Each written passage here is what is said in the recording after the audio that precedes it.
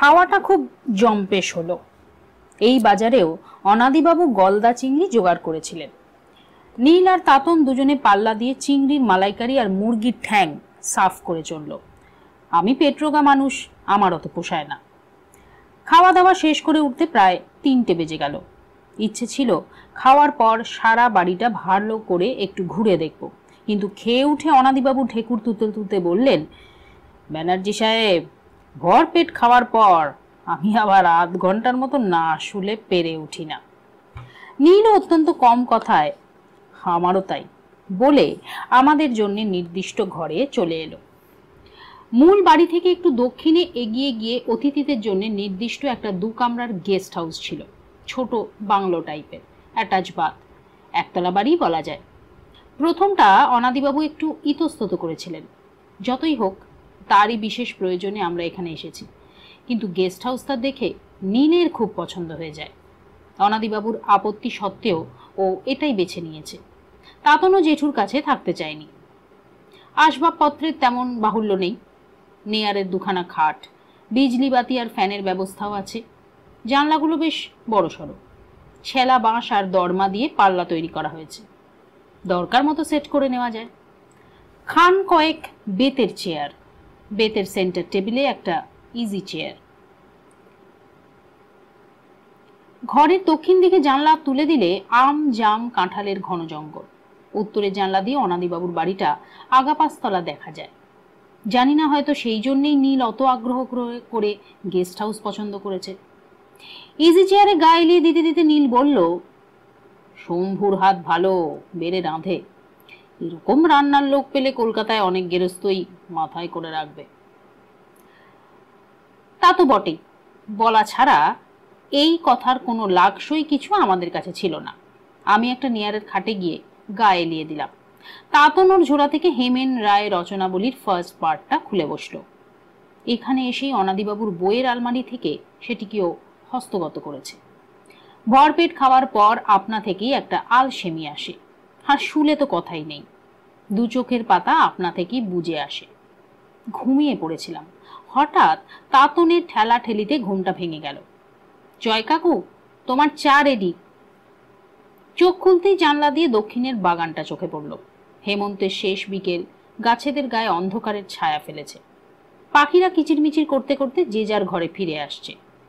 নীলকে দেখতে পেলাম না। ওর কথা জিজ্ঞেস করায় তাতন বলল, অনাদি জেঠুর সঙ্গে বাগানে ঘুরছে।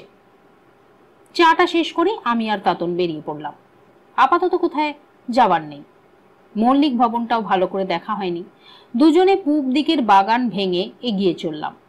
সরু পথের দুপাশে কিছু দূর অন্তর শ্বেত পাথরের পড়ি বা ফুলের কাজ করা টব বসানো রয়েছে। তা মূর্তিগুলো এখন আর অক্ষত নেই। কারোর হাত নেই, কারোর পা নেই, কারো বা মুখই উড়ে গেছে। অনাদিবাবু ঠিকই বলেছিলেন, বাগানটা অনেকখানি জায়গা জুড়ে। বাড়িটাকে মধ্যিখানে রেখে গোটা বাগানের পরিধি বেশ কয়েক বিঘে। বেশিরভাগই ফলের বাগানে ভরা, আম জাম সুপুরি আর কাঁঠাল গাছ। বট অশ্বত্থও আছে। গাছগাছরা এত বেশি যে জঙ্গল বললেও ভুল হয় না। কিছু দূর যেতেই বাঁ পাশে পড়লো একটা পুকুর। মাছ টাছ আছে কিনা জানা গেল না, কেননা সন্ধেবেলা সব পুকুরই সমান। অন্যমনস্কের মতো চলছিলাম। বাতাসে বেশ ঠান্ডা ঠান্ডা ভাব আছে। অসময়ে খাওয়া, দুপুরে খানিকটা ঘুম, বেড়াতে ভালোই লাগছিল। হঠাৎ তাতন আমার বাঁ হাতটা চেপে ধরে একটু টান দিল। জয় কাকু, দেখো দেখো, এই সামনের মাঠটায়। সামনের দিকে তাকিয়ে দেখি বাগানের শেষে খানিকটা ফাঁকা জায়গা, যদিও স্পষ্ট করে দেখা যাচ্ছে না, তবু জায়গাটা ফাঁকাই, যেন হঠাৎ জঙ্গলটা শেষ হয়ে গেছে। আবছা আলো আর অন্ধকারে স্পষ্ট দেখলাম লম্বা আলখাল্লা পড়া একজন সাধু মতো লোক লাঠির ওপর ভর দিয়ে পশ্চিমের ঘন জঙ্গলের দিকে এগিয়ে চলেছে। যেটুকু আলো আছে তাতে মনে হলো ওদিকটায় ঘন বাঁশ বন। তাতন আর আমি দুজনেই দুজনের মুখ চাওয়াচাওয়ি করলাম। তাতন বলে উঠল, ব্যাপারটা তো দেখতে হচ্ছে। হঠাৎ সাধু টাধু এলো কোথা থেকে? দ্রুত চলতে চলতে বললাম, হয়তো এখানেই থাকে, কতটুকুই বা জানি এখানকার। তা ঠিক, কিন্তু ওই দেখো, লোকটা আর নেই। ভালো করে তাকিয়ে দেখলাম, সত্যি তো লোকটা গেল কোথায়? ভূত নাকি? কথাটা মনে হতেই গাটা শিরশির করে উঠল। হঠাৎ তাতন বলল, আরে ওই তো লোকটা দাঁড়িয়ে আছে, আর জেঠুর বাড়িটার দিকে কেমন ঘন ঘন তাকাচ্ছে। মনের কথাটা বলেই ফেললাম, এ ভূত টুত নয় তো? তাতন বলল, তাও হতে পারে, তবে এই ভর সন্ধেবেলা নির্জন বাগানে দাঁড়িয়ে একজন ভদ্রলোকের বাড়ির দিকে তাকিয়ে থাকা, এ তো ঠিক ভদ্রভূতের কাজ না। চলতে চলতে আমরা লোকটার প্রায় কাছাকাছি এসে পড়েছিলাম। লোকটা তখনও দাঁড়িয়ে রয়েছে হাতের লাঠিতে ভর দিয়ে। একটা মোটা গুঁড়ির আড়ালে এসে থেমে পড়লাম। এই মুহূর্তে তাতনের কথাটাও একেবারে উড়িয়ে দিতে পারলাম না। ভূত হোক আর যেই হোক, অসৎ উদ্দেশ্য না থাকলেও খুব যে একটা সৎ উদ্দেশ্য তাও তো মনে হলো না। আমাদের দুজনেরই কেমন যেন জেদ চেপে গেল। শেষ পর্যন্ত লোকটা কি করে সেটা দেখতেই হচ্ছে।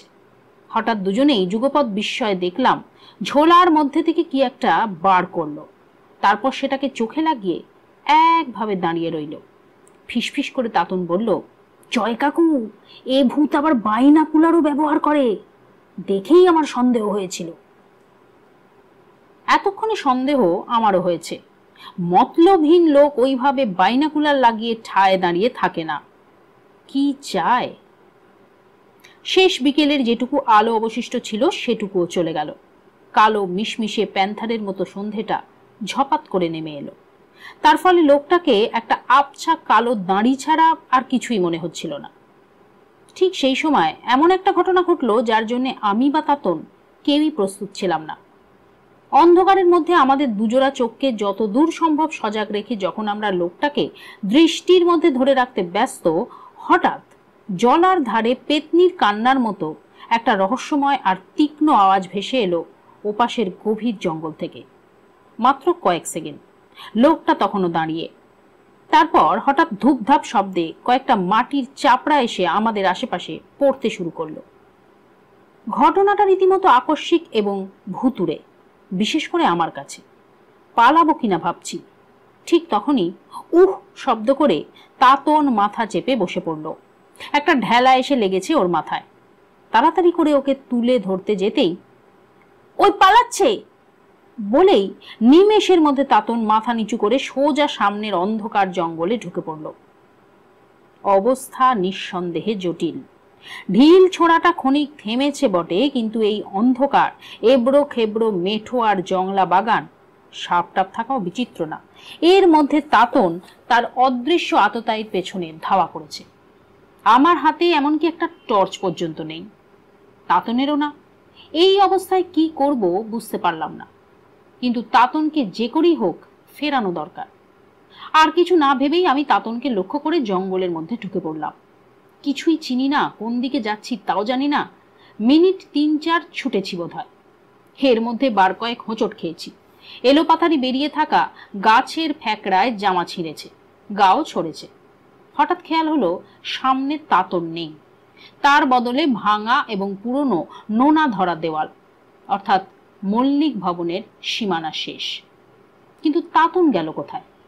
ও কি তবে সীমানা পার হয়ে অচেনা লোকটার পেছনে পেছনে এখনো ছুটছে? আমি আর চুপ করে থাকতে পারলাম না। তাতনের নাম ধরে খুব জোরে দুবার ডাকলাম। মাটি ফুঁড়ে বেরিয়ে আসা যাকে বলে, তাতনও ঠিক সেই রকম অন্ধকারের মধ্যে কোথা থেকে যেন বেরিয়ে এলো। ও তখনও হাঁপাচ্ছে, হাঁপাচ্ছি আমিও। হঠাৎ তুই কোথায় উবে গেলি বলতো? আমার প্রশ্নের কোনো জবাব না দিয়ে বলল, একটুর জন্য মিস হয়ে গেল জয় কাকু, তবে বাছাধন আমার চোখে ধুলো দিয়ে থাকতে পারবে না, ধরা পড়বেই। হাউ?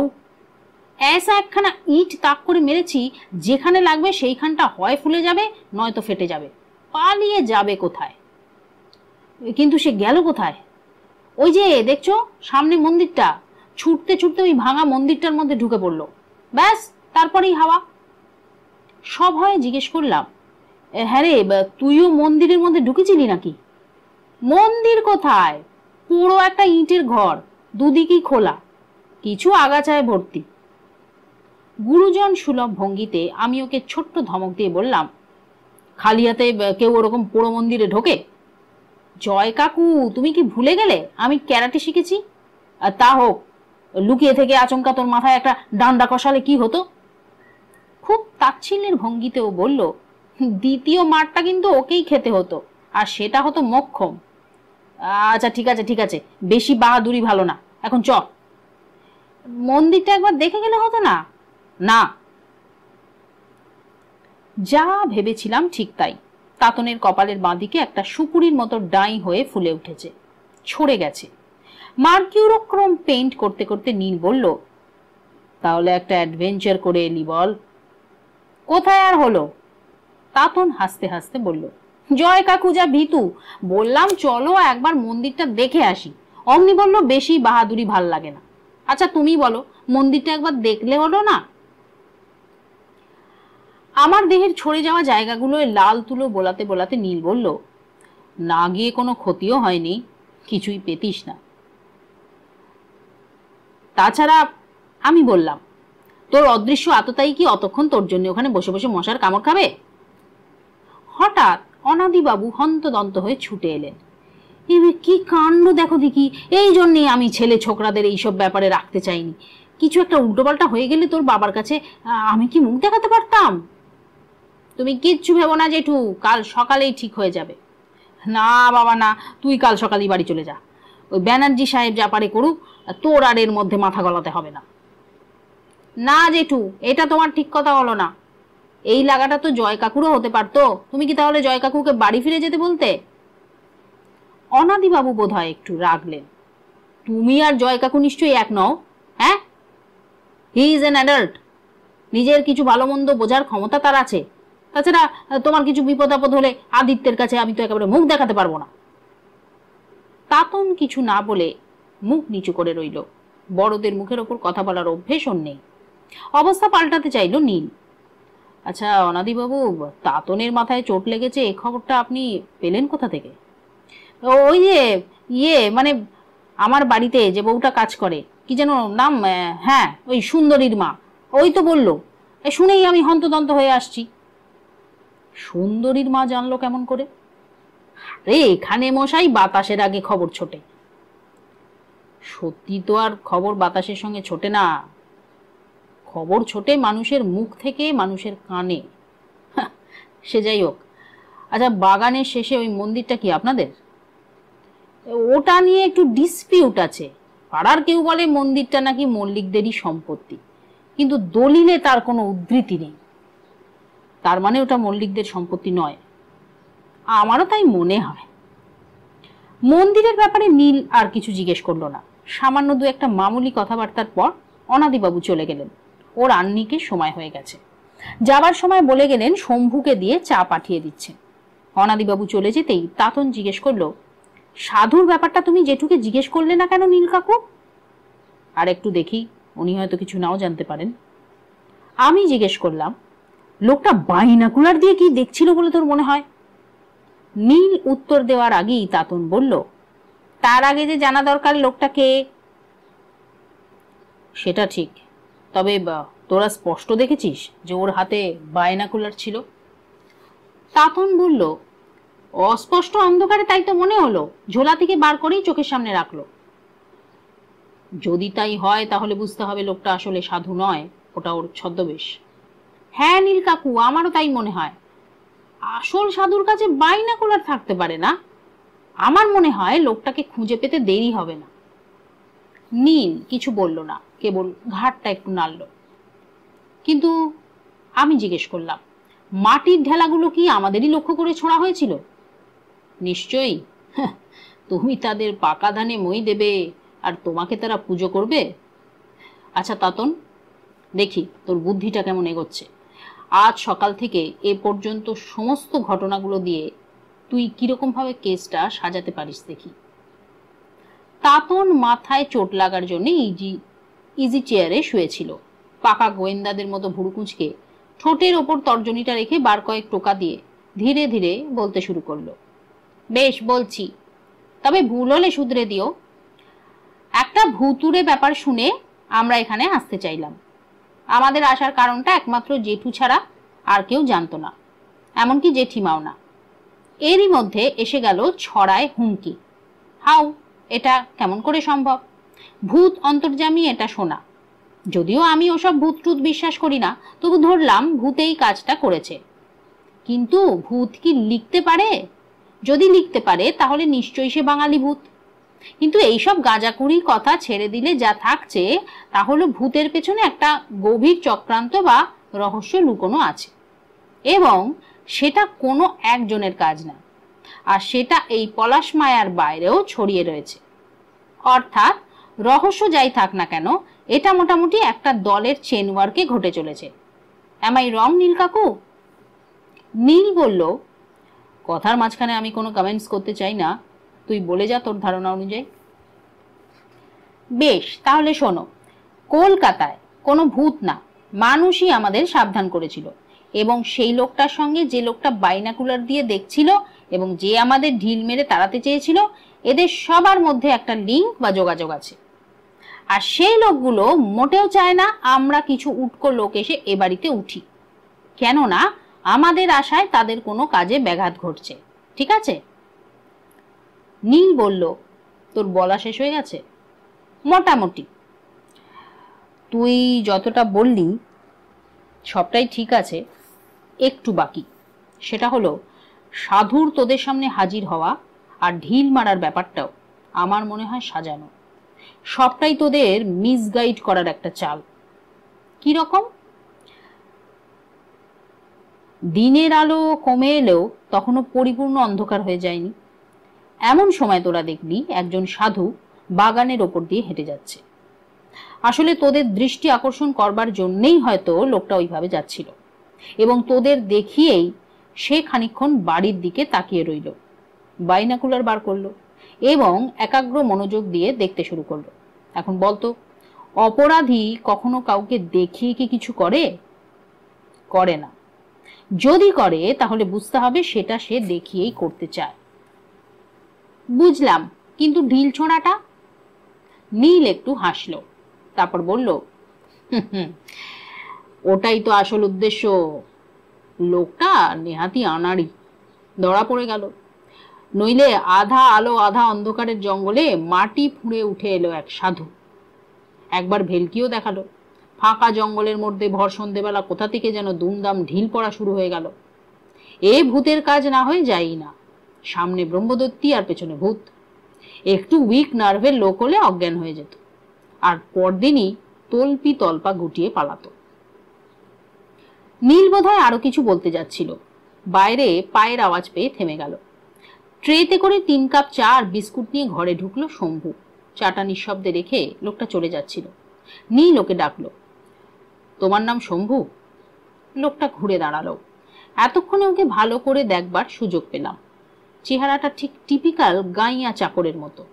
মাথার চুলগুলো এলোমেলো, মুখে 2-1 দিনের না কামানো খোঁচা খোঁচা দাড়ি, ঝুপড়ি গোঁফ, রংটা শ্যামবর্ণ, গায়ে একটা ফতুয়া, কাপড়টা একটু তুলে পড়া, খালি পা।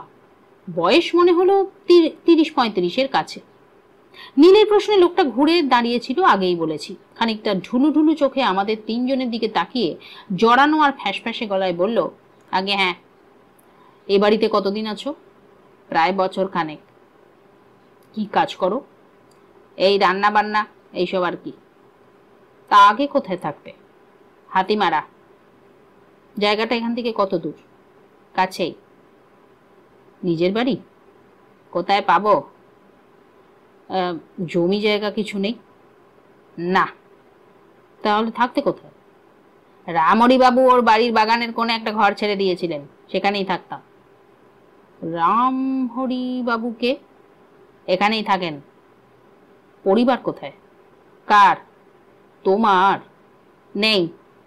ও, বিয়েই করনি বুঝি? অপদার্থ ছেলের হাতে মেয়ে দেবে কে?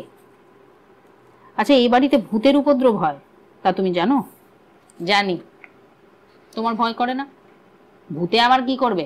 সন্ধ্যের পর জ্ঞানই থাকে না। কেন? ঘুমিয়ে পড়ি। বুঝলাম শম্ভু নেশা করার কথাটা চেপে যেতে চাইছে, কিন্তু নীল ছাড়ল না। বলল, নেশা করার অভ্যেস আছে বুঝি? প্রশ্নটা সরাসরি, উত্তরটাও এলো সরাসরি। হ্যাঁ, ওই জন্যই তো বিয়ে হলো না। দুম করে নীল একটা আজগুবি প্রশ্ন করলো, বাবুর কুকুরটাকেও বুঝি নেশা ধরিয়েছ? কটকটে চোখে শম্ভু একবার নীলকে দেখে বলল, কুকুর আবার নেশা করে নাকি? শুনিনি। নীল আরেকটা উল্টো প্রশ্ন করল, আজ এই খোকাবাবুকে ভর সন্ধেবেলা ভূতে মেরেছে ঢেলা, খবরটা শুনেছ?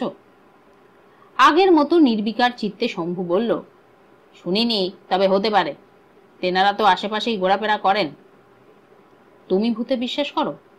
আমার বিশ্বাস অবিশ্বাসে কি আসে যায়? লোকেরা বলা বলি করে, থাকতেও পারে। তা তুমি নিজে কোনোদিন দেখোনি? বললাম তো, সন্ধ্যের পর আমার কোনো জ্ঞান থাকে না। এত জেরা শম্ভুর বোধহয় ঠিক পছন্দের নয়, তাই ও বলল, আর কিছু জিজ্ঞেস করবে না যাব? আর একটা প্রশ্ন করব, বিকেলে তুমি কোথাও বেরিয়েছিলে নাকি? আবার সেই রকম কটকটে চোখে নীলের দিকে তাকিয়েও বলল, না। ঠিক আছে, তুমি যেতে পারো। বলতেই শম্ভু ধীর পায়ে ঘর ছেড়ে চলে গেল। ওর গমন পথের দিকে কিছুক্ষণ নীল তাকিয়ে রইল। জানলা দিয়ে ওকে এখনো দেখা যাচ্ছে। নীলকে জিজ্ঞেস করলাম, লোকটাকে কি বুঝলি? তোর মতোই, কিছুই না। নীলকে আর কিছু জিজ্ঞেস না করে একটা সিগারেট ধরিয়ে জানলার ধারে চলে এলাম। নীল বোধহয় এখন থেকে আর কিছু বলবে না। হুঁ হা উত্তর ছাড়া আমার স্টাডি অনুযায়ী ও এখন থেকে মৌনী হয়ে যাবে। ওর ভুরুটাও কুঁচকেছে।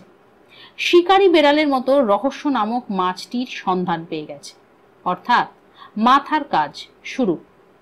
তাতনও গভীর চিন্তায় মগ্ন। সিগারেট টানতে টানতে বাইরের দিকে তাকালাম। ঘন জঙ্গল, কাকের পালকের মতো অন্ধকারে ঢাকা।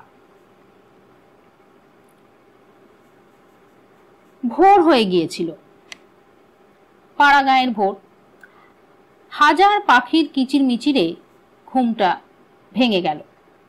গ্রামগঞ্জের ভোর আমার দারুণ লাগে। চোখ খুলতেই কেবল সবুজ আর সবুজ।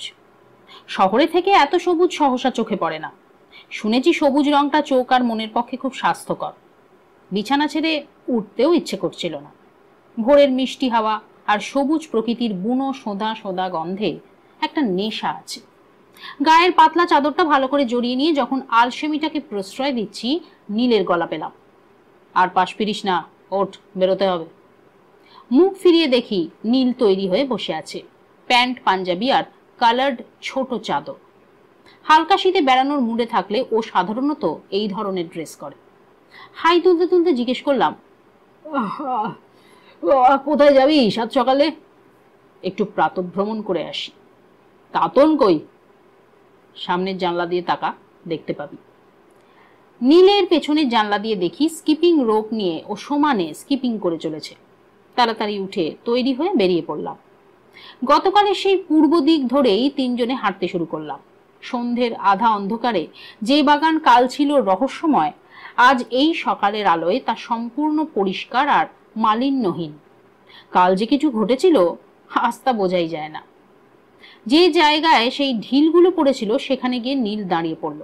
কিছুক্ষণ খুঁটিয়ে খুঁটিয়ে জায়গাটা পরীক্ষা করলো। ওর মুখ দেখে বোঝা গেল না কিছুই, কি খুঁজছে তা ওই জানে। কিছুক্ষণ পর আমরা সেই ফাঁকা জায়গাটায় গিয়ে পৌঁছলাম। কাল সেই সাধুটা এইখানেই দাঁড়িয়েছিল। আমরা যে ভুল দেখিনি বা ভূত দেখিনি তার প্রমাণও পাওয়া গেল। 3-4 দিন আগে এদিকেও বৃষ্টি হয়েছিল, মাঠ ভিজে কাদা কাদা। স্পষ্ট দেখলাম কয়েক জোড়া পায়ের ছাপ। ছাপগুলো একই যে পায়ের বুঝতে অসুবিধা হয় না। তাতন বলল, নীল কাকু, এই দেখো কাদার ওপর স্পষ্ট পায়ের ছাপ, ওদিক থেকে হেঁটে এসেছে। আর এইখানে দাগটা কিন্তু বেশ ডিপ, তার মানে এইখানটায় দাঁড়িয়েছিল। তা তো বুঝলাম, কিন্তু এ দিয়ে তো আর কিছু প্রমাণ হয় না। তবে পায়ের ছাপগুলোর মধ্যে বৈশিষ্ট্য আছে, খুঁজে পাচ্ছিস? ভালো করে লক্ষ্য কর। নীলের কথায় আমি আর তাতন খুব মনোযোগ দিয়ে পায়ের ছাপগুলো পর্যবেক্ষণ শুরু করলাম। হঠাৎ কয়েক মিনিট পর তাতন ইউরেকা বলে চিৎকার করে উঠল, নীল কাকু, তোমার আইসাইটটা দারুণ। লোকটার বাঁ পায়ের কোড়ে আঙুলটা নেই, তাই তো? হ্যাঁ, আসলে লোকটার বাঁ পাটাই ডিফেক্টিভ। খুব সম্ভবত ওই পায়ের ওপর দিয়ে একটা অ্যাক্সিডেন্ট ঘটে গেছে। ডান পায়ের তুলনায় বাঁ পায়ের পাতা ইঞ্চিখানেক সরু। যুগপৎ দুজনেই বলে উঠলাম, হ্যাঁ তাই তো। তোদের কাছে একটা আঙুলের অ্যাবসেন্স কেন ধরা পড়েনি এবার বুঝছিস? কোড়ে আঙুল থেকে পাটা সমান সরল রেখায় কাটা। আরো একটা জিনিস লক্ষ্য কর, প্রত্যেকটা ছাপেই বুড়ো আঙুলের ডগাটা একটু বেশি ডিপ আর সামনের দিকে খানিকটা টানা, তাই তো? দুজনেই মাথা নেড়ে সম্মতি জানালাম। কেন বলতে পারিস? এবার তাতন বলল, বোধহয় পারবো। বেশ, বল। বাঁ পাটা একটু ছোট। আমার মামার বাড়িতে ভুবন বলে একটা কাজের লোক কাজ করত। ভুবনের ডান পাটা ছোট ছিল। লোকটা যখনই দাদুর জন্য চান করার জল তুলে আনতো তখনই ভিজে পায়ের ছাপটা মাটিতে পড়তো। ডান পায়ের ছাপটা খুব থ্যাবড়া আর টেনে চলতে হতো বলে বুড়ো আঙুলের ওপর একটা অ্যাপোস্ট্রফির মতো দাগ পড়তো। এখানেও তো তাই ঘটেছে। নীল তাতনের পিঠটা চাপড়ে দিয়ে বলল, ঠিক বলেছিস। এখন এই লোকটাকে খুঁজে পাওয়া কি খুব অসুবিধা হবে? আমি বললাম, গা ঢাকা দিয়ে থাকলে কি করে পাবি? এইসব লোক বেশি দিন লুকিয়ে থাকতে পারে না।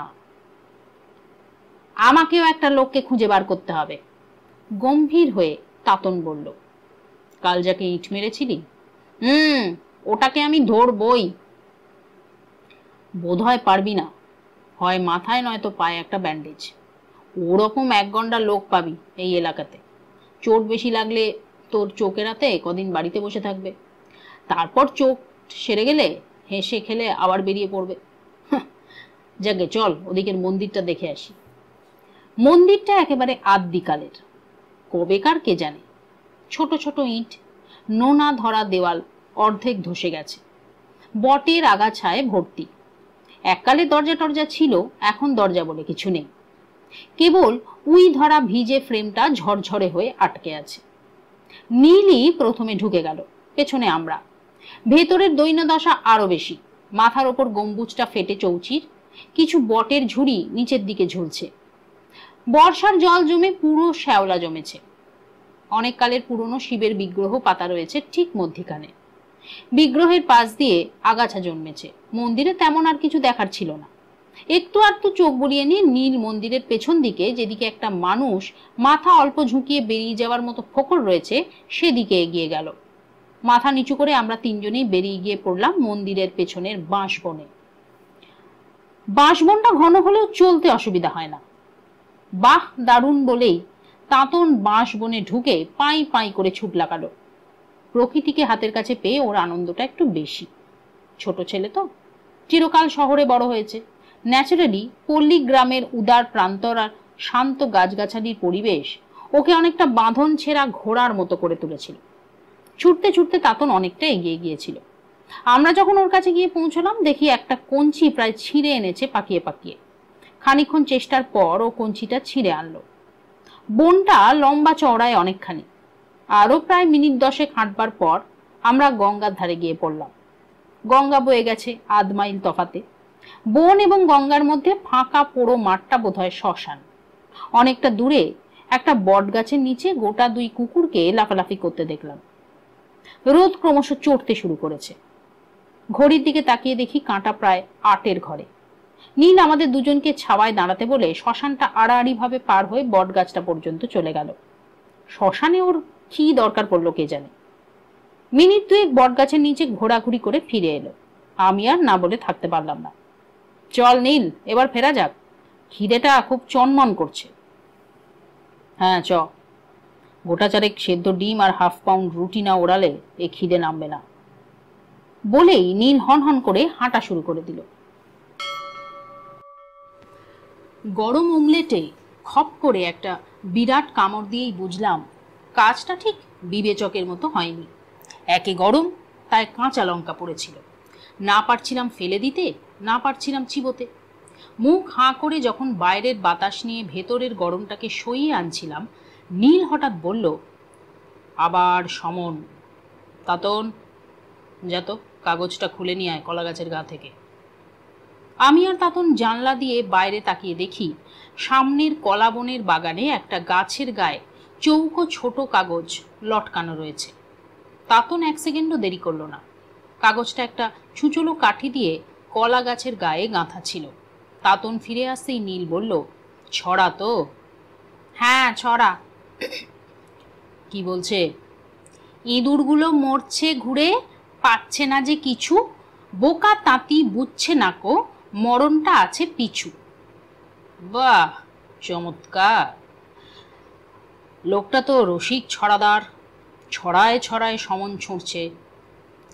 তাতনের হাত থেকে নীল কাগজটা নিয়ে খুব মনোযোগ দিয়ে দেখল।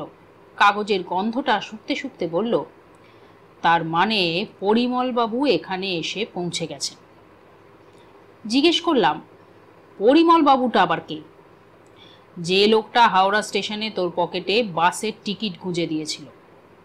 কি করে বুঝলি লোকটার নাম পরিমল, আর সে এখানে চলেও এসেছে?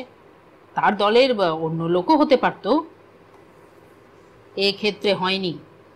লোকটার নাম পরিমল কিনা জানি না, তবে সে পরিমল নস্যি নেয় আর দুটো হাতের লেখা মিলিয়ে নেয়। বলেই ও পার্স থেকে বাসের টিকিট আর চৌকো কাগজটা আমার দিকে এগিয়ে দিল। নস্যির গন্ধটন্ধ কিছুই পেলাম না, তবে হ্যাঁ, একই লোক আর একই ডট পেনের কালি। কিন্তু ডট পেনে লিখছে কেন? উত্তরে নীল বলল, ওটা কোনো পয়েন্ট নয়। আজকাল ডট পেনটা লোকে বেশি ব্যবহার করছে, এ লোকটাও তাই করেছে। আর একটা কথা, ডট পেনের কালি রোদ বৃষ্টিতে নষ্ট হয়ে যায় না। কিন্তু নীল কাকু।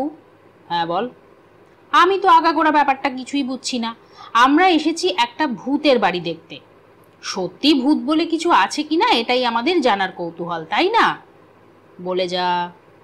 কিন্তু এ যেন খুঁচিয়ে ঘা করা। এসব হুমকি টুমকি না দিলেও তো চলতো। সেটা কে বোঝায় বল? তবে ভূত ছাড়াও আরও কিছু রহস্য আছে, এটা নিশ্চয়ই তোরা স্বীকার করবি। তাতন বলল, নিশ্চয়ই, নইলে আর মানুষের হাতের লেখায় দুবার হুমকি ছোড়া হবে কেন? কিন্তু রহস্যটা কি? এক চুমুকে অবশিষ্ট চাটা শেষ করে নীল বলল, রহস্যটা বোধহয় এত তাড়াতাড়ি বেরোবার নয়। এর রুট অনেক গভীরে লুকিয়ে আছে বলেই আমার বিশ্বাস। আর সেই লুকিয়ে থাকা রহস্যটা আমাদের কাছে চিরদিন অজানা থাকুক, এটাই যে আমাদের দুবার সাবধান করেছে তার ইচ্ছে। তাহলে নীল কাকু এখন কি করতে চাও? এখন আমাদের কিছুই করার নেই, কেবল ঘটনার অপেক্ষায় থাকা ছাড়া। তবে আমার মনে হয় খুব শিগগিরই আমরা এর মধ্যে জড়িয়ে যাচ্ছি। তার মানে তুই বলতে চাইছিস 2-1 দিনের মধ্যেই কিছু ঘটবে? আমার অনুমান মিথ্যে না হলে তাই। কে কে ওখানে? মুখ তুলে দেখি দরজার সামনে একটি মেয়ে দাঁড়িয়ে রয়েছে। চেহারাটা কালো কালো, মুখশ্রীও তেমন ভালো না। 17-18 মতন বয়স হবে। একটা সবুজ ডুরে শাড়ি পরে রয়েছে। মাথা নিচু করে লাজুক মুখে বলল, বাবু আমি সুন্দরী। মানুষের চেহারা নিয়ে কিছু মন্তব্য করা উচিত নয়, আমি তা করতেও চাইছি না, কিন্তু এই মেয়েকে ঠিক সুন্দরী বলা যায় না। তাতনের দিকে ফিরে তাকালাম। মেয়েটিকে ও খুঁটিয়ে খুঁটিয়ে দেখছে, কিন্তু নীলের মুখে কোনো অভিব্যক্তি নেই। ও নির্বিকার বলল, দাঁড়িয়ে রইলে কেন, ভেতরে এসো। মেয়েটি ধীর পায়ে ভেতরে এলো। আগের মতোই শান্ত আর নম্র স্বরে বলল, কর্তাবাবু বললেন আপনাদের যদি খাওয়া হয়ে গিয়ে থাকে তাহলে একবার বৈঠকখানায় যেতে। ঠিক আছে, তুমি গিয়ে বলো, আমরা আসছি। মেয়েটি চলে যাচ্ছিল। নীলের ডাকে আবার ফিরে তাকালো। তোমার মা এই বাড়িতে কাজ করে? হ্যাঁ বাবু। তুমি করো না? করি বাবু। কি করো? জল তোলা, কাপড় কাচা, এই সব। তোমার মা কি করে? বাড়ির কত কাজ আছে, তবে মায়ের বয়স হচ্ছে আর পারে না। তা তুমি যে কাজ করো তার জন্য মাইনে পাও? এই মাস থেকে বাবু দেবেন বলেছে। এটা তো ভূতের বাড়ি। সুন্দরী এবার ফিক করে হেসে ফেলল। নীল জিজ্ঞেস করলো, হাসছো কেন? ভূত কোথায়? আমি তো এই বাড়িতেই থাকি। ভূত তো বাবু দেখিনি কোনোদিন। কিন্তু সবাই যে বলে। সুন্দরীর আড়ষ্ট ভাবটা একটু কেটেছিল। সে ঠোঁট উল্টে বলল, না বাবু, আমার পেত্তয় হয় না। অবাক হলাম। গাঁয়ের মেয়ে ভূতে বিশ্বাস করে না? কেন হয় না? ওসব দুষ্টু লোকের বানানো কথা। বুকে হাত দিয়ে কেউ বলুক দেখিনি কেউ কখনো ভূত দেখেছে। নীল ঠোঁটের কোণে অল্প একটু হাসি ছড়িয়ে বলল, কেউ যদি তোমায় বলে আমাবস্যার রাতে সামনের ওই বাঁশ বনে একলা একলা যেতে পারবে? হাতে একটা রামদার লণ্ঠন থাকলে নিশ্চয়ই পারবো। বলে কি, এ যে একেবারে গেছো মেয়ে। এর কাছে গেলে ভূতই ভয় পেয়ে পালাবে। নীল ওকে আর কিছু জিজ্ঞেস করলো না, কেবল বলল, ঠিক আছে, তুমি গিয়ে বলো, আমরা আসছি। দরজা পর্যন্ত গিয়ে সুন্দরী আবার ফিরে এলো। বাবু, আপনাদের কাপ ডিশগুলো নিয়ে যাব? হ্যাঁ, নিয়ে যাও। ও চলে যাবার পরও নীল চট করে উঠে পড়ল না। একটা ফিল্টার হুইলস ধরিয়ে অদ্ভুতভাবে ভুরু কুঁচকে অনেকক্ষণ কি যেন ভাবল। আমি বুঝতে পারলাম ওর অদৃশ্য থার্ড আইটা অন্ধকারে শিকারী বেড়ালের মতো কিছু দেখতে পেয়েছে, আর ওই চেহারাটা আমার অনেক দিনের চেনা। আমি কিছু জিজ্ঞেস করলাম না, তা তো নয়। কয়েক সেকেন্ড পর নীলের বোধহয় চৈতন্য ফিরে এলো। ইজি চেয়ার ছেড়ে উঠে দাঁড়ালো। ওর মুখ থেকে আমরা দুজনেই স্পষ্ট শুনলাম একটা কথা, বড় চিন্তার কথা। বৈঠকখানা তখন জমজমাট। ঘরের ঠিক মধ্যিখানে প্রকাণ্ড শ্বেত পাথরের সেন্টার টেবিল। টেবিলটা পুরনো দিনের, মোটা সোটা কাজ করা পায়া। টেবিলটাকে ঘিরে অনেকগুলো চেয়ার চারিদিকে সাজানো রয়েছে। চেয়ারগুলো প্রায় ভর্তি। আমরা ঘরে ঢুকতেই এই প্রথম অনাদিবাবুর কুকুর টমিকে দেখলাম। টমি তড়াক করে লাফিয়ে আমাদের কাছে এসে শোকাশুকি করতে লাগলো। অনাদিবাবু ওকে ধমকে কাছে ডাকলেন।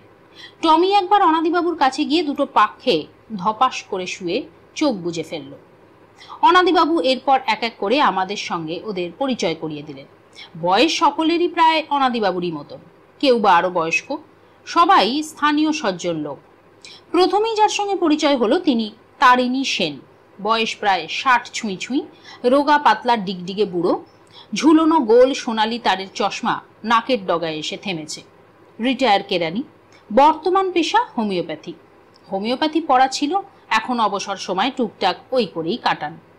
চশমার উপর দিয়ে ঘোলাটে চোখ দিয়ে আমাদের দিকে একবার তাকালেন।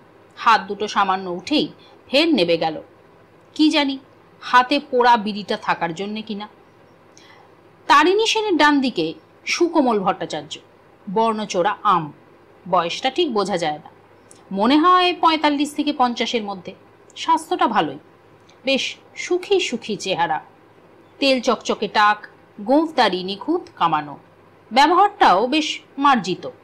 স্টেশনের দিকে আচার্য মেডিকেল হল এনারি, ছেলেরাই দেখাশোনা করে, উনি মাঝে মাঝে গিয়ে বসেন। আলাপ করাতেই উনি টিপ ধরা নস্যিটা নাকের মধ্যে গুঁজে দিয়ে হাত জোর করে বললেন, কিন্তু মিস্টার ব্যানার্জি, এখানে তো দেখার মতো কিছুই নেই, হঠাৎ এখানে বেড়াতে আসা কেন? নীল মৃদু হেসে বলল, ঘরের পাশেই কত কি থাকে যা আমাদের দেখা হয় না। পশ্চিমবাংলার গ্রাম, তার একটা আলাদা নেশা, এটা কি অস্বীকার করা যায়? কান এঁটো করা হাসি হেসে সুকোমল বাবু বললেন, তা অবশ্য ঠিকই বলেছেন, ম্যালেরিয়াই থাক আর শহুরে রোশনাই নাই থাক, গ্রাম ইজ গ্রাম, সে এক অন্য জিনিস। তা কতদিন থাকছেন? কোনো ঠিক নেই, আজ বিকেলেও চলে যেতে পারি, আবার হপ্তাখানেক থাকতেও আপত্তি নেই। থাকুন না মশাই, কে আপনাকে যেতে বলছে, যতদিন খুশি থাকুন। সুকোমল বাবুর পাশেই বসেছিলেন রাম হরি দত্ত, এখানে উপস্থিত সবার থেকে বয়সে প্রবীণ। আমার মনে হলো ওনার বয়স প্রায় 70 হবে, তবে অথর্ব নন। এই হালকা শীতেও উনি কালো রঙের একটা তুষের চাদর জড়িয়েছেন, বয়স ঠান্ডার হাত থেকে বাঁচতে চায়। সুকোমল বাবুর কথা টেনেই বললেন, তুমি ঠিকই বলেছ ভট্টাচ, নেতারা গ্রাম নিয়ে যতই তুলি লাফ খাক আর মুখেই জগৎ মারুক, গ্রামের ভালো মন্দ নিয়ে তাদের তেমন মাথা ব্যথা নেই। নিত্য লোডশেডিং এর ফ্যাচাং, এমন উপগার তোদের কে করতে বলেছিল বাপ? মধ্যিখান থেকে দিলি অভ্যেস খারাপ করে, এখন ফ্যান না থাকলে চলে না, যত সব। বলেই উনি চুপ করে গেলেন। দত্তবাবুর পাশে বিজন দাস, কেন জানি না ভদ্রলোক প্রবলভাবে আমার দৃষ্টি আকর্ষণ করলেন। চেহারার মধ্যে বাঙালি ভাবটাই কম, জাপানি জাপানি টাইপ, চাপা নাক, ছোট ছোট চোখ, খুব ঘন চুল ছোট করে ছাঁটা, গোঁফদাড়ি নেই, চোখে সোনার ফ্রেমের চশমা।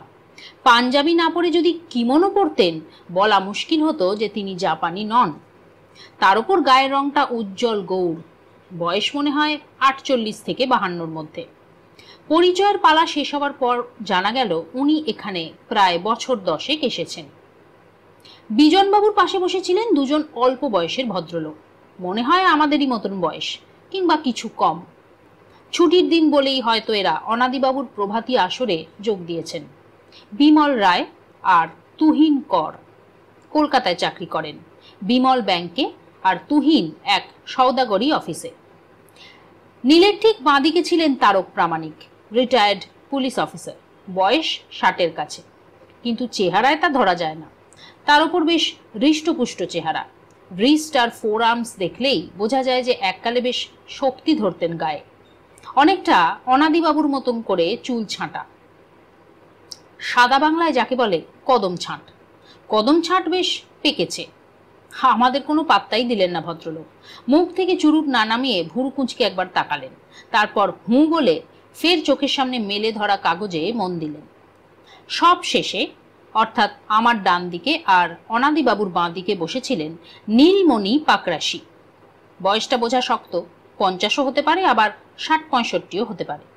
গায়ে গেরুয়া রঙের পাওয়ার লুমের পাঞ্জাবি, কাজকর্ম কিছুই করেন না, যাকে বলে বেকার বুড়ো। মোটামুটি সকলের সঙ্গে পরিচয় হওয়ার পর নীল সবার মধ্যে হঠাৎ একটা প্রশ্ন তুলল। আপনারা মোটামুটি সবাই এখানকার পুরনো বাসিন্দা, শুনেছি এ বাড়িতে ভূতের উপদ্রব আছে। হ্যাঁ, কেউ ভূত টুত দেখেছেন নাকি? এই প্রশ্নে সহসা কেউ কোনো উত্তর দিলেন না। কেবল তারকবাবুর মুখ থেকে আবার সেই রহস্যময় হুঁ শব্দ ছাড়া আর কিছুই শোনা গেল না। আগের হুঁ আর এবারের হুঁ এর মধ্যে একটু তফাৎ ছিল। আগের হুঁটাকে বলা যেতে পারে, অর্থাৎ তোমরা এসে খুব কেতাত্ত করেছো, এমনই একটা মানে দাঁড়ায়। আর পরের হুঁটার মানে যত সব বোগাস ব্যাপার। কারো কাছ থেকে যখন কোনো উত্তর পাওয়া গেল না, তখন নীলই আবার জিজ্ঞেস করলো, আচ্ছা রামহরিবাবু, আপনি তো সব থেকে প্রবীণ ব্যক্তি, এই ভূতের ব্যাপারে আপনার কি মনে হয়? রামহরি দত্ত বললেন, তার আগে বলুন যথার্থই ভূতের অস্তিত্ব আছে কি না। হাসতে হাসতে নীল বলল, সত্যি কথা বলতে কি আমি নিজে কোনোদিন ওসব দেখিনি। তবে আমি দেখিনি মানে এই না যে ভূত বলে কিছু নেই। আপনি প্রবীণ লোক, তাই আপনার কাছে জানতে চাওয়া। দত্ত খুব সম্ভবত বিগলিত হলেন। একে তাকে প্রবীণ বলে সম্মানিত করা, তার ওপর তার কাছে মতামত চাওয়া। মানুষ স্তুতিপ্রিয়, অন্যের মুখে স্তুতি পেতে সে বোধহয় সব থেকে বেশি ভালোবাসে। বিজ্ঞের মতো মাথা দোলাতে দোলাতে দত্ত বললেন, আছে আছে, তেনারা আছে। তাহলে একটা গল্প শুনুন। এই গল্প না, সত্যি কথা। হঠাৎ পাশে বসে থাকা বিজনবাবু বলে উঠলেন, আজ তাহলে আমি উঠি, সকালবেলায় সব কি আরম্ভ হলো। খ্যাঁক খ্যাঁক করে হেসে দত্ত বললেন, ভায়া কি ভয় পেলে নাকি? অপ্রস্তুত ভাবটা কাটিয়ে বিজনবাবু বললেন, না না, ভয়ের কি আছে, ভয় আবার কি, স্টেশনের দিকে একটা কাজ ছিল তাই। বুঝি বুঝি, ঠিক আছে, নয় নাই শুনলে বলবো না। তুহিন আর বিমল কিন্তু নাছোড়বান্দা। তাছাড়া ইতিমধ্যে ঘরে ভাজা বেগুনি আর চা দিয়ে গিয়েছিল সুন্দরী। একটা গরম বেগুনি তুলে নিয়ে তুহিন বলল, না খুড়ো, ওই বিজনদার ভূতের ভয় থাকলে উনি চলে যেতে পারেন, কিন্তু এমন একটা জমাটি আসরে আপনার রসালো ভূতের গল্প আর চা বেগুনি আনপ্যারালাল, আপনি শুরু করুন। দত্ত বোধ হয় একটু রেগে গেলেন। দুদিনের ছোকরা তোমরা, এটা গল্প তোমায় কে বলল? নিজের চোখে দেখা। বিমল বলল, তাহলে তো না শুনে থাকাই যায় না। আবার পাশ থেকে হুঁ শোনা গেল।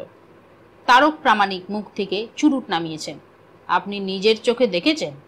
তবে আর বলছি কি, 1947 সাল আগস্টে ভারত স্বাধীন হলো। আমার বয়স তখন তুহিন বিমলের থেকেও বেশি। মনে তো খুব আনন্দ, যাক জীবদ্দশায় ভারতের স্বাধীনতা দেখে গেলাম।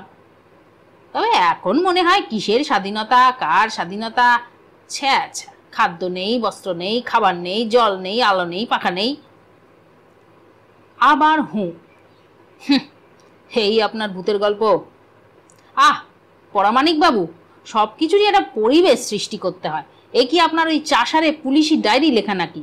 কি করে যে আপনি নাতি নাতনি নিয়ে ঘর সংসার করেন তো ভেবে পাই না। এরপর নিশ্চয়ই হুঁ আর চুপ করে থাকতেন না। অতীতের পুলিশি মেজাজ তিরিং করে লাফিয়ে উঠত। ম্যানেজ করলো নীল। তারপর কি হলো বলুন দত্তবাবু। দত্তবাবু ফের শুরু করলেন। প্রথম দাঙ্গা শুরু হয়েছিল সেই 46-এ। স্বাধীনতা পাওয়ার পরও সেটা থামলো না। আবার শুরু হলো কচুকাটা। হিন্দু মুসলমানে একেবারে ঘ্যাচাং গ্যাচ, যে যাকে সুবিধা পাচ্ছে কুপিয়ে দিচ্ছে। দুদিন আগে যে লোকটাকে ইকবাল কাকা কি নিতাই দাদা বলে ডেকেছে, দুদিন আগে যাকে মাকে মা কি চাচাকে চাচা বলে সম্মান দিয়েছে, দুদিন পরই তারা সব যার যার পর হয়ে গেল।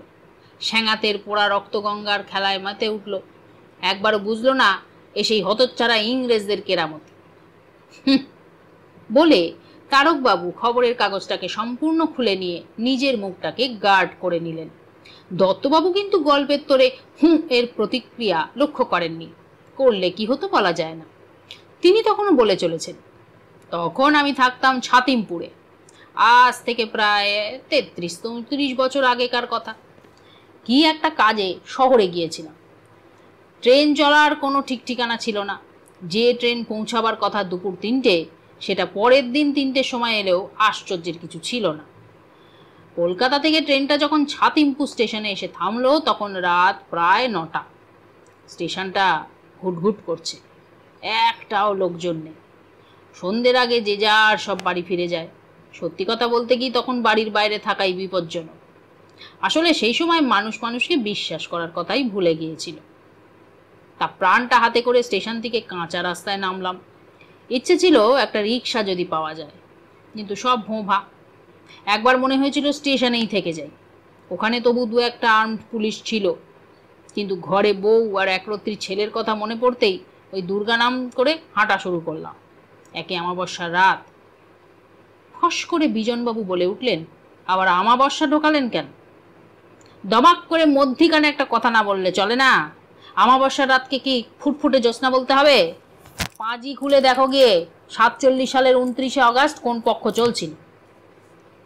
তুহিন বলল, আহ বিজনদা, তুমি এত বাগড়া দাও কেন বলো তো? গল্পের ফ্লোটা নষ্ট হয়ে যায়। এবার কাকু, তারপর কি হলো বলুন। হ্যাঁ, যা বলছিলাম, হাঁটছি প্রাণটা হাতে করে। 32 বছর আগের ছাতিমপুর, বুঝতেই পারছেন আজকের গ্রামের তুলনায় কতটাই ব্যাক। তার ওপর দাঙ্গার জন্যে রাস্তায় আবার কোনো আলো নেই। সাপখোপের ভয়ে তখন উবে গেছে। চলতে চলতে হঠাৎ মনে হলো কে যেন পা টিপে টিপে পেছনে পেছনে আসছে। সুকোমল বাবু এতক্ষণ কোনো কথা বলেননি। হঠাৎ বললেন, আপনি দেখলেন? না, মনে হলো। শুকনো পাতার ওপর পায়ে চলার স্পষ্ট আওয়াজও পেলাম। পেছনে না তাকিয়ে আমি তখন চলার গতি বাড়িয়ে দিলাম। কি বলবো তোমাদের, পেছনে সেই আওয়াজটাও তার গতি বাড়িয়ে আমার সঙ্গে সঙ্গে আসতে লাগলো। মনে মনে ভাবলাম, না, আর এগোনোটা সমীচীন নয়। কে জানে কখন পেছন থেকে ঘাড়ের ওপর কোপ বসিয়ে দেয়। বরং মুখোমুখি লড়ে মরাই ভালো। এই মনে করে দুম করে দাঁড়িয়ে পড়ে পেছন ফিরে তাকালাম। ও মা, কোথায় কে? একরাশ অন্ধকার ছাড়া আর কোথাও কিছু নেই।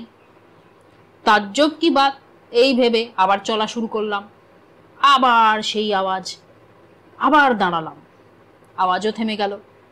আবার চলা, আবার আওয়াজ। হঠাৎ ভীষণ ভয় পেয়ে দৌড়তে শুরু করলাম। বললে বিশ্বাস করবেন না, আওয়াজটাও তখন দৌড়চ্ছে। সরু পায়ে চলা পথ, দুপাশে ঘন জঙ্গল, মাথার ওপর একটাও তারা নেই। এখানে 2-3 জনে আমাকে কেটে রেখে গেলেও কেউ বাঁচাতে আসবে না। হঠাৎ মাথায় আমার একটা বুদ্ধি খেলে গেল। আচমকা সাঁই করে খানিকটা দৌড়ে গিয়ে পাশের জঙ্গলে একটা কুল গাছের ঝোপে লুকিয়ে পড়লাম। পেছনের লোকটাকে এগিয়ে দিই, তারপর আমি পেছন থেকে ওকে আক্রমণ করব। তা আমি তো লুকিয়ে পড়লাম, কিন্তু কেউ আর অতিক্রম করে গেল না। মনে মনে যখন ভাবলাম, ভারী আশ্চর্য তো, লোকটা কি অন্তর্যামী? আমার মতলব টের পেয়ে আগেই ও লুকিয়ে পড়েছে। হঠাৎ এই এই দেখো দেখো, এখন আমার গায়ে কাঁটা দিচ্ছে। বলেই দত্তবাবু নিজের হাতটা শ্বেত পাথরের টেবিলের ওপর মেলে দিলেন। দত্তবাবুর হাতের দিকে তেমন কারো কোনো নজর ছিল না। পরের ঘটনার বিবৃতির জন্য সবাই উদ্গ্রীব। আর চোখে একবার বিজনবাবু আর একবার হুঁকে দেখলাম।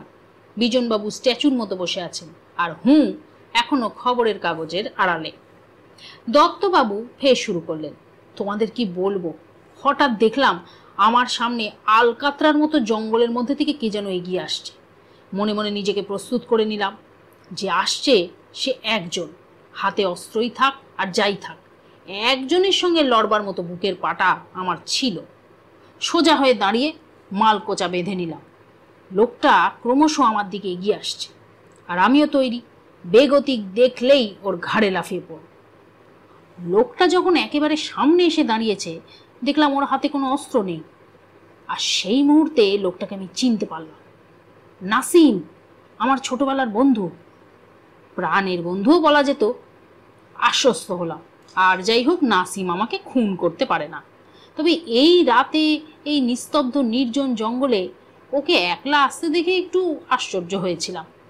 জিজ্ঞেস করেছিলাম, খিরে নাসিম, তুই এখানে এত রাত্রে? নাসিম কিন্তু নড়লও না, কিছু বললও না। আমি আবার বললাম, চল চল, বাড়ি চল, দিনকাল খুব খারাপ, এত রাত্রে আমাদের এখানে থাকা উচিত নয়। বলেই আমি ওর হাত ধরতে গেলাম। মনে হলো ও যেন একটু পেছিয়ে গেল।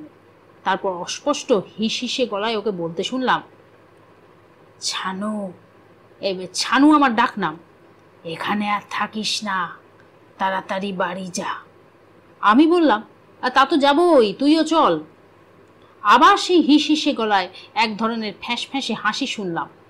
মনে মনে ভাবলাম, আশ্চর্য, নাসিমের কি সর্দি টর্দি হয়েছে নাকি, এরকমভাবে হাসছে কেন? গলার আওয়াজটাই বা ওর এরকম ফ্যাঁস ফ্যাঁসে কেন? বোকার মতো ওর দিকে তাকিয়াছি।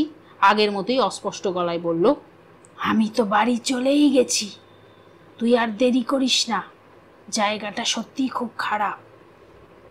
ওর কথার মাথা মুন্ডু বুঝতে পারিনি। বলেছিলাম, তুই বাড়ি চলে গেছিস মানে?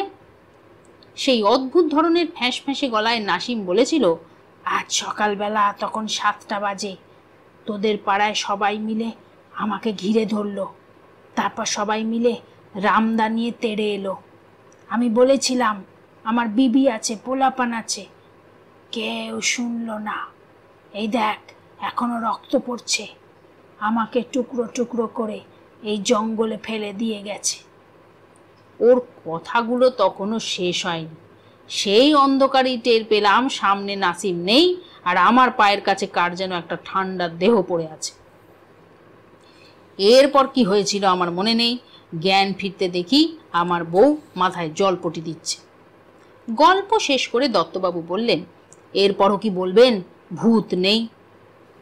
সে কথার উত্তর দেওয়ার আগেই গো গো আওয়াজ শুনলাম। তারপরে ধপ করে একটা পতনের শব্দ। শ্বেত পাথরের টেবিলের ওপর থেকে বিজন বাবুর মাথা এলিয়ে দিয়েছেন।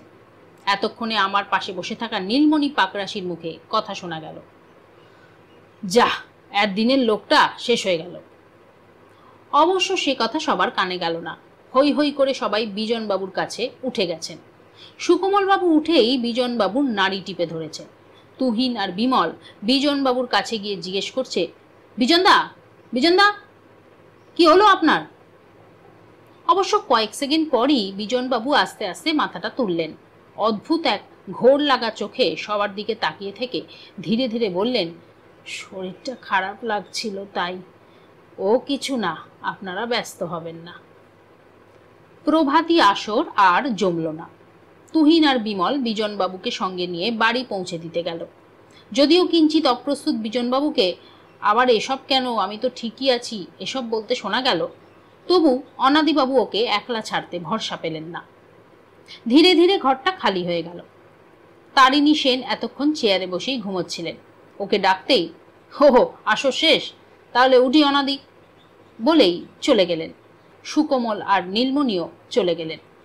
তারক প্রামাণিক হুঁ বলে কাগজটা পাঠ করে উঠতে উঠতে বললেন, দত্তবাবু ভূতের গল্প লিখুন, আমি পাবলিশার্স জোগাড় করে দেব, ভালো কাটবে। সকালে উঠেই যা একখানা ছাড়লেন।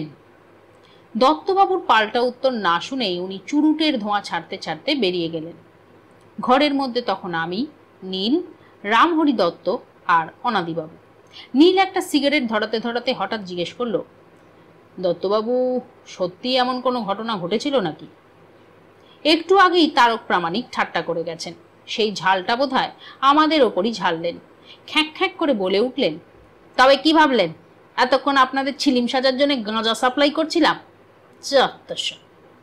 বলেই উনি খড়গড়িয়াল লাট্টুর মতো বেরিয়ে গেলেন। হঠাৎ দুপুরের দিকে বৃষ্টি এসে গেল। বৃষ্টি আরো হবে, আকাশের মুখ কালো হয়ে আছে। আসন্ন শীতের মুখে এ ধরনের বৃষ্টি মোটেই ভালো লাগে না। ভাবগতিক দেখে মনে হচ্ছে শীতটা বেশ জাঁকিয়েই আসরে নামবে। নীলের মুখটা মেঘলা আকাশের মতো থমথম করছে, অসম্ভব রকম গম্ভীর আর চিন্তাচ্ছন্ন। মনে হয় ও খুব ভাবছে কিছু নিয়ে। এত ভাবার কি হলো তা বুঝতে পারলাম না। আর চোখে ওকে দেখলাম ইজি চেয়ারে হেলান দিয়ে শুয়ে মেঘলা আকাশের দিকে তাকিয়ে এক মনে একটার পর একটা সিগারেট শেষ করে চলেছে। তাতনও ঘরে নেই। খাওয়া দাওয়ার পর ওকে দেখলাম একবার অনাদিবাবুর ছাদে উঠেছে, তারপর থেকে বেপাত্তা। অগত্যা আমাকেও একটা বই মুখে নিয়ে শুয়ে পড়তে হলো। বোধহয় আধ ঘন্টাও হয়নি, সবে তন্দ্রা মতন এসেছিল, নীলের গলার আওয়াজ পেলাম। কতগুলো ব্যাপার সত্যি ভাবার, তাই না? বললাম, না বললে কি করে বুঝবো? আচ্ছা বলতে পারিস, রামহরি দত্ত হঠাৎ এরকম একটা গল্প ফেঁদে বসলো কেন? ওটা তোর গল্প বলে মনে হয়?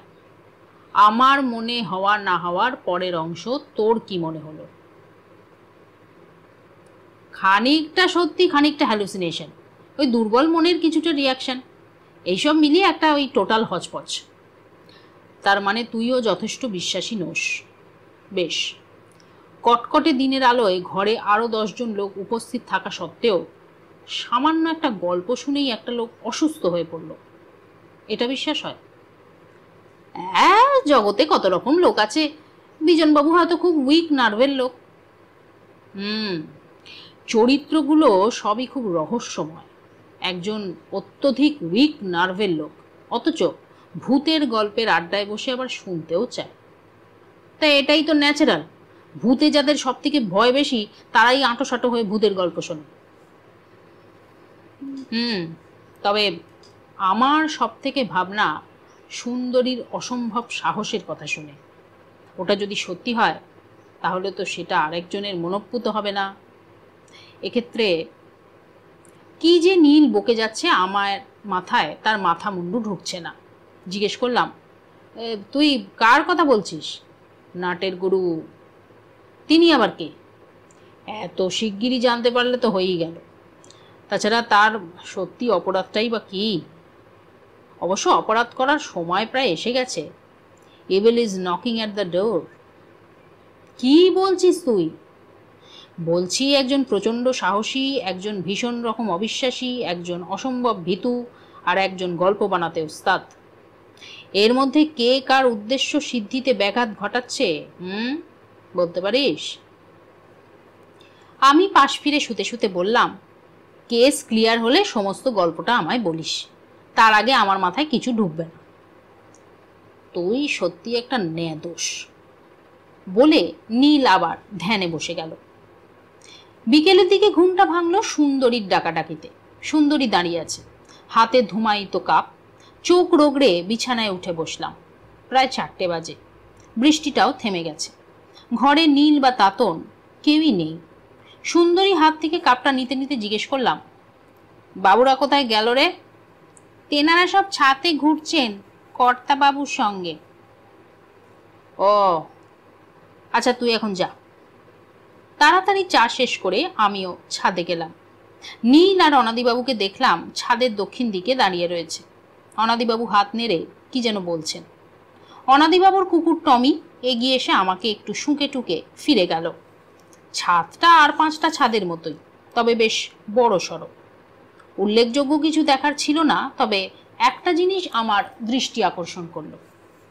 বাড়ির পূর্ব দিকে, অর্থাৎ অনাদিবাবুর ঘরটা যেদিকে, সেদিকেই একটা বিশাল বটগাছ শাখা প্রশাখা বিস্তার করে দাঁড়িয়ে আছে। গাছটার একটা মোটা শাখা এসে পড়েছে প্রায় ছাদ বরাবর।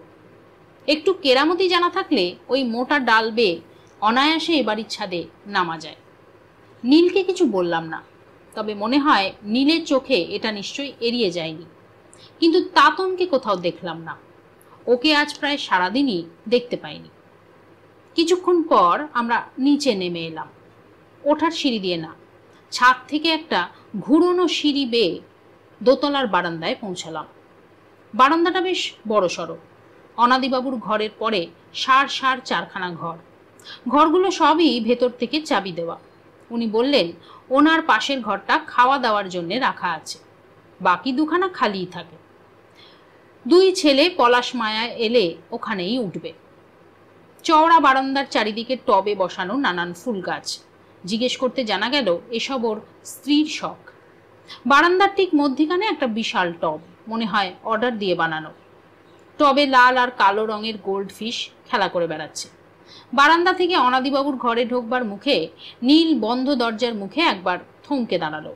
তীক্ষ্ণ দৃষ্টি ফেলে একবার কি যেন দেখলো, তারপর ঘাড় নাড়তে নাড়তে নিজেই দরজা ঠেলে ভেতরে ঢুকলো। এই নিয়ে দুবারে ঘরে এলাম। ঘরে ঢুকেই তাতনকে দেখতে পেলাম। তন্ময় হয়ে ও সেই কাঁচের ফ্রেস্কোটা দেখছিল। এতই তন্ময় হয়েছিল যে আমাদের আশাটা টের পেল না। ওকে বিরক্ত না করে আমরা ঘর থেকে বেরিয়ে গেলাম। পাশের ঘরগুলো এক এক করে অনাদিবাবু খুলে দেখালেন। ঘরগুলো মোটামুটি ফাঁকা, কিছু কিছু ক্ষেত্রে ধুলোও পড়েছে। কেবলমাত্র যে ঘরটাকে খাবার ঘর হিসেবে ব্যবহার করা হয়েছে সেটাই বেশ ঝকঝকে। দেখার মতো উল্লেখযোগ্য তেমন কিছুই ছিল না। নিচে নামতে নামতে নীল বলল, এই ঘরটায় আমি পরে একবার আসব, কাউকে কিছু না জানিয়ে। আপত্তি নেই তো? কোনো আপত্তি নেই, কিন্তু কাউকে বলতে আপনি কি মিন করছেন? মানে বাড়ির ঝিচাকর কেউ জানবে না, এই আর কি। স্বচ্ছন্দে। নিচে নেমে এলাম। নিচের ঘরগুলো আগেই দেখা ছিল, ওগুলোর দিকে ও আর এগোলো না। তাছাড়া ততক্ষণে সন্ধেও নেমে এসেছে। সিঁড়ির ঠিক পাশেই দেখি টমি ঘুমোচ্ছে। বাগান পেরিয়ে গেস্ট হাউসে আস্তে আস্তে নীল স্বগতোক্তি করল, কুকুরকে কুম্ভকর্ণ করার কি মানে?